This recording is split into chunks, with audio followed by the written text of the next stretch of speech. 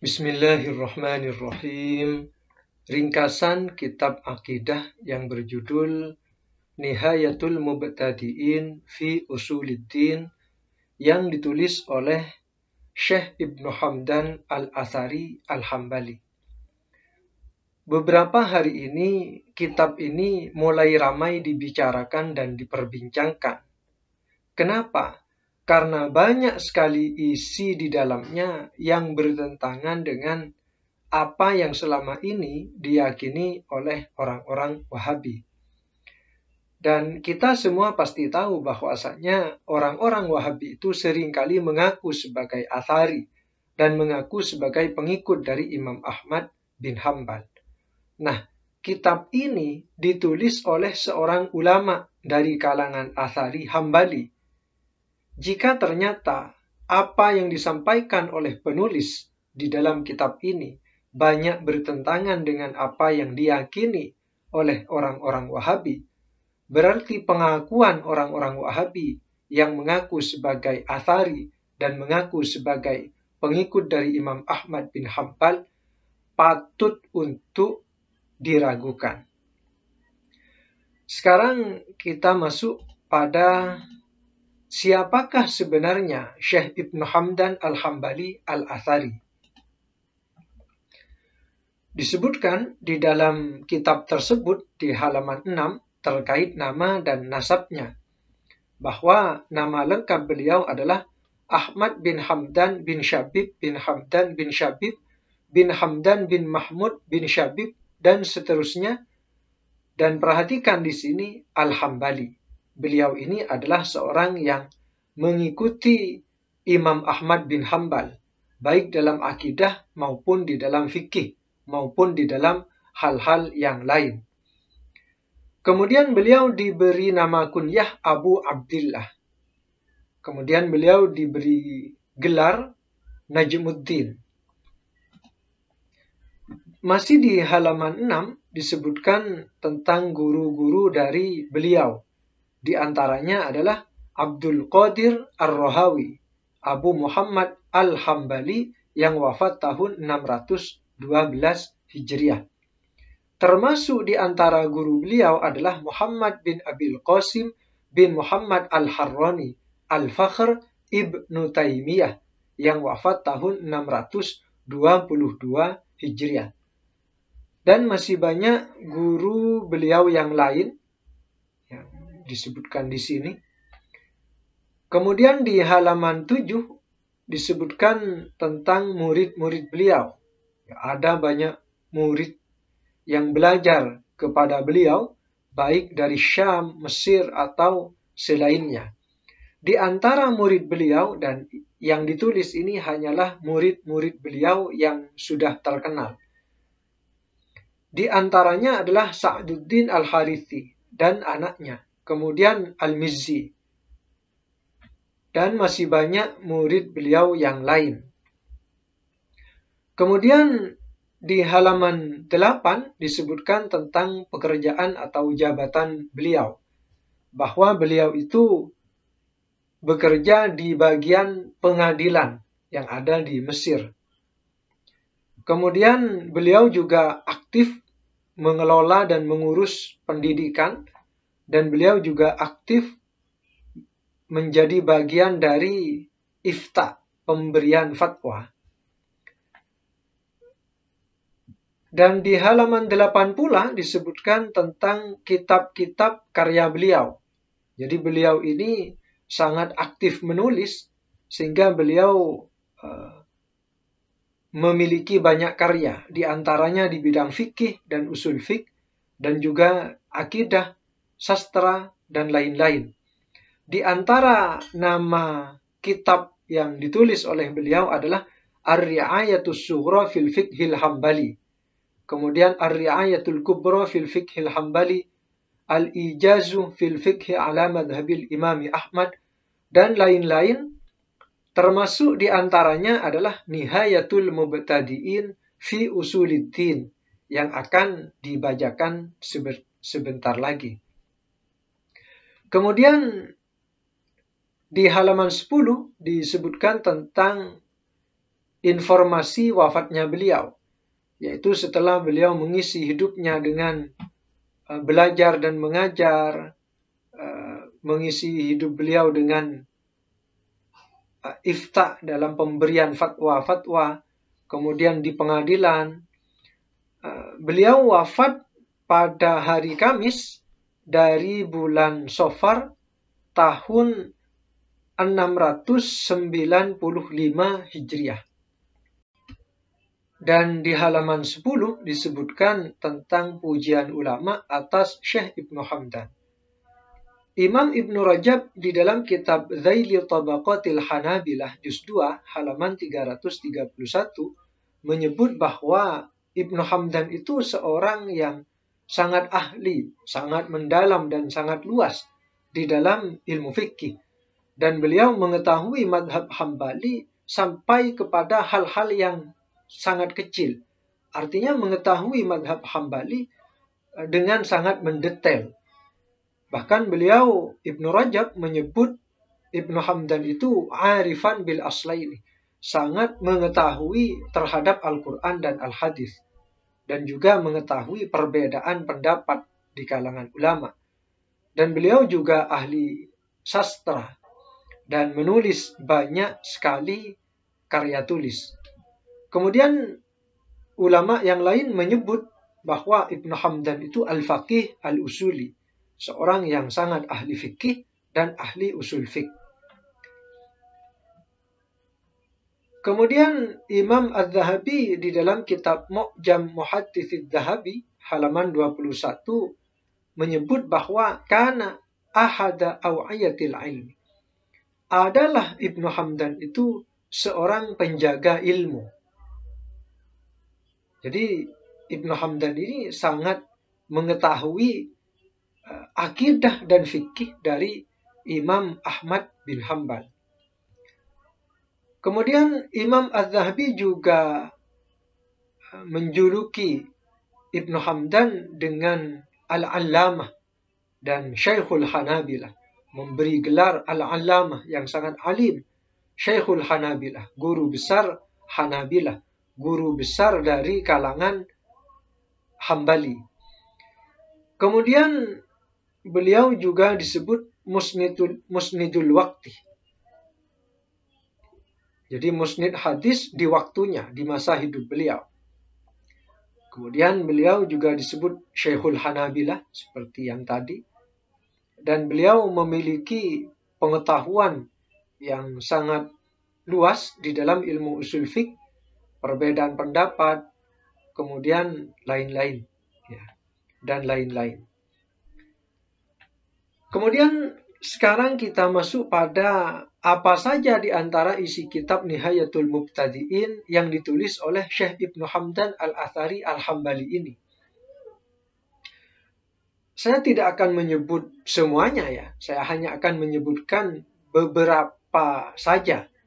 Dan saya pilih hal-hal yang bertentangan dengan apa yang selama ini diyakini oleh orang-orang Wahabi yang mengaku sebagai Athari dan mengaku sebagai pengikut Imam Ahmad bin Hanbal. Di halaman 21, beliau menyebutkan bahwasanya beliau menulis kitab Nihayatul Mubtadi'in ini atas permintaan sebagian dari teman-teman beliau. Dan beliau diminta untuk menulis sebuah kitab yang berisi tentang akidah yang murni dari madhab Hambali. Kemudian beliau menyebut di sini bahwa kitab ini disusun di atas madhab Imam Ahmad bin Hanbal. Kemudian di halaman 24 beliau menjelaskan bahwa Allah Ta'ala itu satu dan tidak terbagi-bagi. Yajibu al-jasmu bi annahu ta'ala wahidun la yatajazza'u wa la yanqasimu.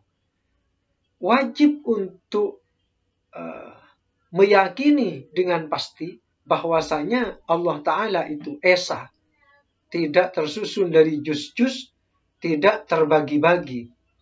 Ahadun la min adad. Allah itu satu, Allah itu esa, tapi bukan dari sisi bilangan, bukan dari sisi 2 dikurangi 1 atau 3 dikurangi 2, bukan. Allah itu esa, tapi bukan dari sisi angka. Dan seterusnya, kemudian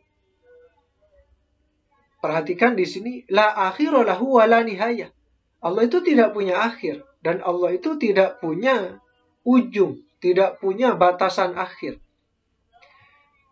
Nah, ini sangat berbeda dengan apa yang diyakini oleh orang-orang Wahabi, bahwasanya Allah itu punya akhir, Allah itu punya batas akhir, yaitu batas bawah Allah adalah arsy. Bukankah demikian keyakinan dari orang-orang Wahabi, bahwasanya Allah itu punya batas, dan batas paling bawah adalah arsy.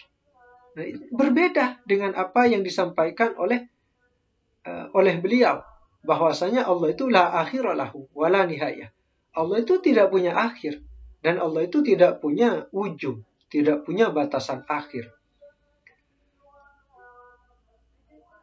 Kemudian di halaman 24 sampai 25, beliau menjelaskan bahwa sifat iradah Allah itu satu dan qadim serta kekal. Beliau mengatakan wa annahu ta'ala muridun bi iradatin wahidatin qadimatin baqiyatin.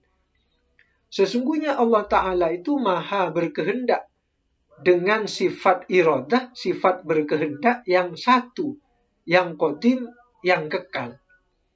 Sehingga kata beliau, sifat ridha dan mahabbah dan sifat-sifat yang lain, kulluha bima'nal iradatil madhkurah. Semua itu adalah atas makna sifat iradah yang sudah disebutkan tadi. Jadi ridha itu adalah sifat iradah. Ya. Mahabbah itu sifat iradah. Jadi sifat iradah Allah itu satu.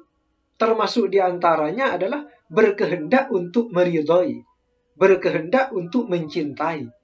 Jadi kata beliau, Allah itu maha berkehendak dengan sifat iradah, dengan sifat berkehendak yang satu. Jadi Allah berkehendak untuk meridhai, Allah berkehendak untuk mencintai, dan lain-lain. Kemudian di halaman 31, beliau menjelaskan bahwasanya Allah itu ada tanpa tempat. Wa qala Ahmad, nahnu nu'minu bi anna Allah 'alal 'arsy kaifa sya'a bila haddin. Imam Ahmad berkata, kami beriman bahwasanya Allah itu di atas arsy kaifa sya'a, sebagaimana yang Dia kehendaki dengan tanpa batas. Nah, yang sering kali dilupakan oleh orang-orang Wahabi adalah dalam memahami teks 'alal 'arsy. Sehingga mereka, orang-orang Wahabi itu meyakini alal arsy ini dalam arti di atas, di arah atas. Padahal tidak begitu. Mari kita lanjutkan. Wa man qala innahu bidzatihi fi kulli makanin aw fi makanin fakafirun. Barang siapa yang berkata, ya, innahu bidzatihi fi kulli makanin aw fi makanin, barang siapa yang berkata bahwasanya zat Allah itu berada di setiap tempat atau berada di satu tempat, maka orang tersebut telah kafir. Jadi orang yang meyakini bahwa zat Allah berada di setiap tempat, atau orang yang meyakini bahwa Allah itu berada di satu tempat, maka kata beliau orang tersebut telah kafir. Kenapa? Li'annahu yalzamu minhu qidamul makan. Ya, karena jika diyakini bahwa Allah itu berada di setiap tempat atau Allah itu berada di satu tempat, berarti kan tempatnya itu qidam. Artinya tempatnya itu qadim. Padahal yang qadim hanya Allah. Nah, jika Allah qadim dan tempatnya juga qadim, berarti ada dua yang qadim, yaitu Allah dan tempat itu. Maka kata beliau, maka kafirlah orang itu. Nah, orang-orang Wahabi itu meyakini bahwa Allah itu berada di satu tempat, sehingga bisa ditunjuk dengan arah, yaitu di arah atas. Nah, padahal kata beliau, orang yang meyakini bahwa zat Allah itu berada di satu tempat, maka orang tersebut telah kafir. Kemudian, wa hadza la yunafi kaunahu fis sama'i wa 'alal 'arsy 'ala ma yaliqu bihi. Dan hal ini tidak menafikan adanya Allah itu di langit dan di atas arsy. Tetapi kata beliau, perhatikan, ala ma yaliku bihi, atas apa yang pantas bagi Allah. Jadi bukan dalam arti bahwa zat Allah itu berada di arah atas arsy, bukan. Tetapi Allahu fis sama, Allah alal arsy, tapi ala ma yaliku bihi, atas apa yang layak bagi Allah. Jadi jangan difahami bahwasanya Allah fis sama, Allah alal arsy, itu dalam arti Allah berada di arah atas arsy. Karena sifat di arah atas itu adalah sifat jisim. Padahal Allah bukan jisim. Dan kita tidak tahu zat Allah. Sehingga tidak bisa difahami bahwa Allahu fis sama, Allah alal arsy, dalam arti zat Allah itu berada di arah atasnya arsy. Bukan begitu. Jadi tetap dalam kaidah ala ma yaliku bihi, atas apa yang layak atau yang pantas bagi Allah. Kemudian wa kadzal qawlu fi haditsin nuzuli wa ghairihi mimma sanaduhu sahihun. Demikian pula pendapat di dalam hadis nuzul dan selainnya dari apa yang sanadnya itu sahih, wa lafdhuhu sharih, dan lafadznya itu jelas, idza istahala hamluhu ala dhahirihi, jika mustahil membawanya atas makna zahirnya. Nah, jadi alal arsy, kemudian fis sama, kemudian yanzilu rabbuna ar-rahmanu alal arsy istawa, kata beliau itu mustahil dibawa atas makna zahirnya. Seperti yang baru saja saya jelaskan bahwasanya alal arsy itu tidak boleh diartikan zat Allah itu berada di arah atas arsy. Kan secara zahirnya kan artinya begitu kan. Jadi sesuatu di atas sesuatu kan di arah atas sesuatu. Tetapi kata beliau ini mustahil dibawa dalam arti berada di arah atas, sehingga tidak bisa dibawa pada makna zahirnya. Sehingga kata beliau di sini kaifa syaa, sebagaimana yang dia kehendaki. Dan kita tidak tahu apa yang Allah kehendaki dari ayat-ayat semacam itu. Kemudian alama yaliku bihi, atas apa yang layak bagi Allah. Sedangkan jika diartikan zat Allah itu berada di arah atas arsy, jelas ini tidak layak. Kenapa? Karena ini sifat jisim. Jadi berada di arah atas sesuatu itu jisim, sifat bagi jisim. Tidak layak bagi Allah. Nah, jadi kata beliau, teks-teks semacam ini itu mustahil untuk dibawa atas zahirnya. Kemudian di halaman 32, Allah tidak disifati dengan perpindahan dan gerakan. Wa qala at-Tamimi fi i'tiqadi Ahmadah fi haditsin nuzul wa la yajuzu alaihi al-intiqalu wa la al-hululu fil amkinah. Imam At-Tamimi menjelaskan di dalam akidah Imam Ahmad di dalam hadis nuzul, beliau mengatakan tidak boleh atas Allah itu sifat gerakan dan tidak pula bertempat di suatu tempat, tidak boleh. Ya. Jadi tidak boleh hadis nuzul itu difahami dalam arti zat Allah itu turun, bergerak, berpindah. Tidak boleh. Kemudian menempati langit dunia. Tidak boleh. Ya, jadi akidah Imam Ahmad tidak begitu. Ya. Tidak memahami nuzulnya Allah itu bergerak, berpindah dari arah atas ke arah bawah dan bertempat di langit dunia. Tidak begitu akidah Imam Ahmad. Jadi akidah Imam Ahmad di dalam hadis nuzul, la yajuzu alaihi al-intiqal walal hulul fil amkinah. Tidak boleh atas Allah itu sifat perpindahan dan tidak pula bertempat di suatu tempat. Kemudian qala fibnil bina fi i'tiqadi Ahmad wala yuqalu biharakatin wala intiqalin. Tidak boleh dikatakan dengan gerakan dan perpindahan. Ya, artinya sifat nuzul bagi Allah itu bukan atas makna zahirnya. Karena makna zahir nuzul yang kita tahu kan turun dari arah atas ke arah bawah, bergerak, berpindah dari arah atas ke arah bawah. Itu makna zahirnya. Berarti bukan makna zahir. Karena tidak boleh dikatakan gerakan dan perpindahan. Kemudian Al-Qadhi Abu Ya'la berkata, "Waqad wasafahu an-nabiyyu bin nuzuli ila sama'id dunya wal 'uluwi."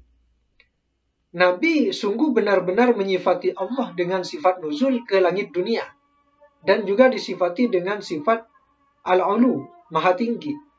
Tetapi kata beliau, la ala jihatil intiqali wal harakati. Tapi bukan dari sisi gerakan, bukan dari sisi perpindahan dan gerakan. Kama jazat ru'yatuhu la fi jihatin. Sebagaimana boleh melihat Allah la fi jihatin, bukan berada di satu arah. Nah, jadi melihat Allah di surga nanti itu bukan menunjukkan Allah berada di satu arah. Jadi akidah Hanabilah meyakini bahwa penduduk surga itu melihat Allah tidak ada kaitannya dengan arah. Jadi boleh, bisa saja terjadi melihat Allah tanpa berada di suatu arah.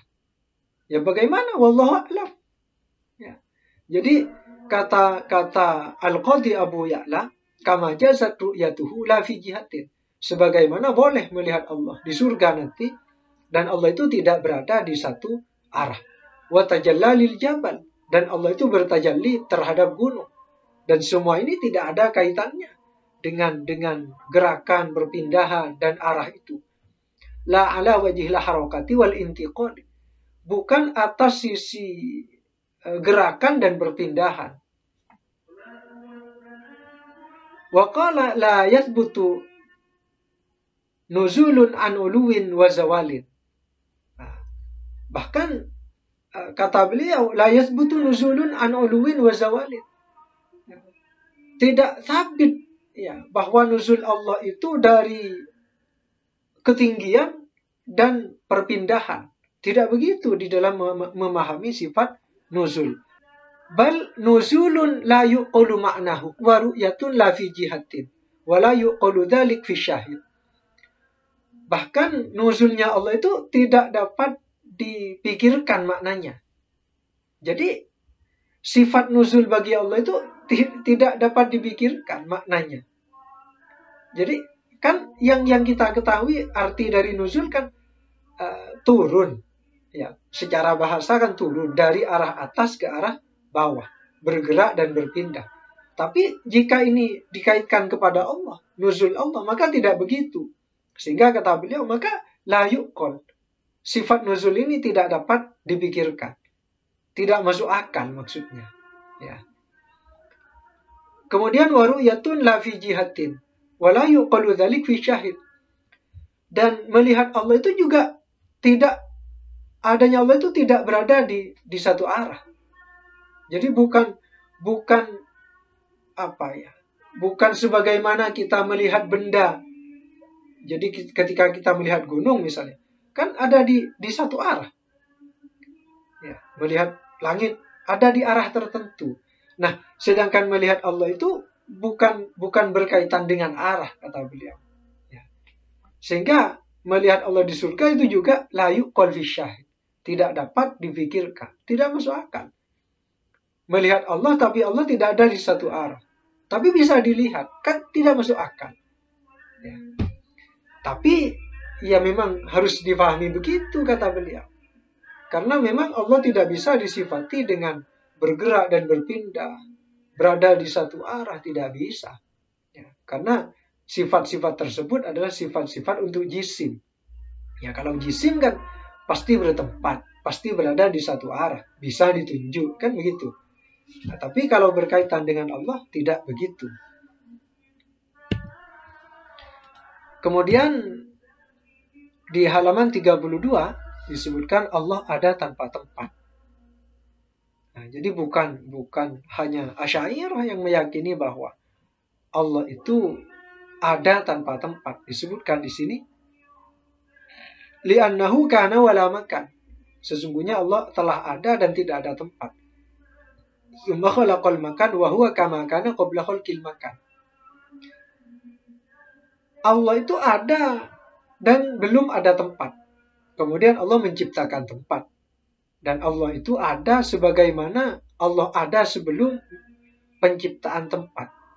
Jadi jika sebelum adanya tempat itu Allah ada tanpa tempat dan Allah ada tanpa arah, maka ketika Allah menciptakan tempat, Allah itu tetap ada tanpa tempat, tanpa arah. Kemudian di halaman 34, Allah tidak disifati dengan di bawah dan di atas. Wala yuqalu fi sifatihi tahta wala fawqa. Dan tidak boleh dikatakan di dalam sifat Allah itu berada di arah bawah atau berada di arah atas. Tidak boleh. Mungkin itu saja yang bisa saya sampaikan dalam video kali ini. Kurang lebihnya mohon maaf. Wallahu a'lam.